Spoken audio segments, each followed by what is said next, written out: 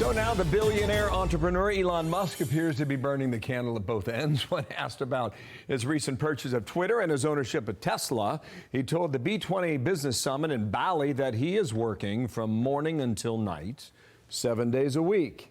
Watch. My workload has recently increased quite a lot.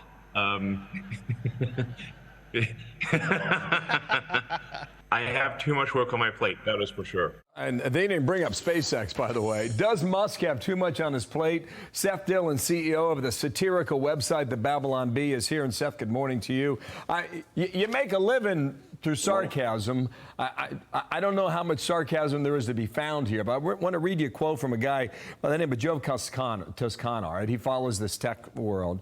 He says he has two paths, meaning Musk. It's either going to go to the moon or it's absolutely going to sink. I think Elon has a plan in his head, but whether it's going to come to fruition or not is a whole other question. How do you see this transition so far, Seth? It's been wild to follow. I mean, one of the things, he's talking about how big his workload is. He's putting that on himself. You see, he's out there. He's handling complaints personally on Twitter. He's responding to all these tweets. People are suggesting things to him. He's interacting with them. He's spending a good portion of his time dealing with this. But I think it's good in the sense that it shows that he's taking it very seriously. He's not nonchalant about it. He's come in trying to make some changes. He's made a lot of rapid changes. He said he's going to make some dumb mistakes. There's going to be stupid things that happen on Twitter over the course of the next few months. So I don't know. I mean, I'm hopeful. I'm cheering for him. I think it's a big problem that he's taking on. I think it's an important one. I'm glad that somebody stepped up to try to do something about it. Seth, I think some people are cheering for him to fail. Do you sense that too?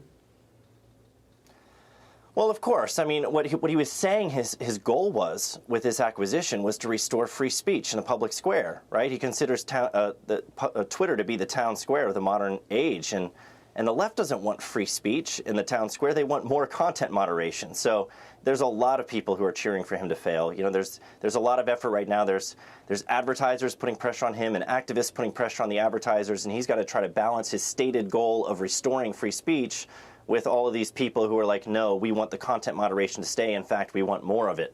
So I don't envy him for the task of trying to balance those two competing goals there. What he tried to do with this check mark is to make sure that he can run the bots out of the software.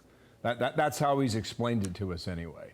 And I don't know if he's able to raise revenue through this. I don't know if that idea is alive or it's going to be dead in the water. But some of the stuff is hurting him. And there was an Eli Lilly account that apparently wasn't real. And now you continue to read these stories about advertisers fleeing the site. And Musk himself said he's losing $4 million a day. Well, that's a burn rate that has to stop in order to succeed, Seth. Yeah, and I think that was a lot of the purpose of the verification thing wasn't just to get rid of the bots, but to create another revenue stream so that he wouldn't be so dependent on these advertisers. Right now they essentially control him by being the source of his revenue. He's got to make them happy. And so he hasn't been able to do a lot of what he wanted to do in terms of coming in and restoring free speech and unbanning popular accounts that have been permanently banned.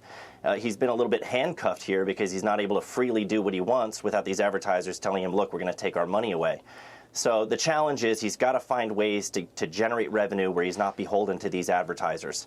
And he's just playing around right now in a sandbox trying to figure out exactly what that looks like. Yeah, well, so I mean, we're going to see a lot of changes, I think, in the coming weeks where he's experimenting. Okay, just the last point here, and Dana and I have had this discussion. I'd pay the $8 to get verified if he can make the site better. Do you think, but you know how Musk approaches this? It's the greatest expression of free speech and he wants to protect it. It is a global voice for so many things. Do you believe Musk can make this a better product? I personally believe that he can. Yes, I do. I think the challenge, again, is just going to be balancing out these competing interests and seeing, which direction does he decide to take it in. I think that if he takes it hardcore in the direction of free speech and says, people are going to be able to say what they think. Even conservatives are going to have the right to say what they think on this platform and disagree with the popular narrative.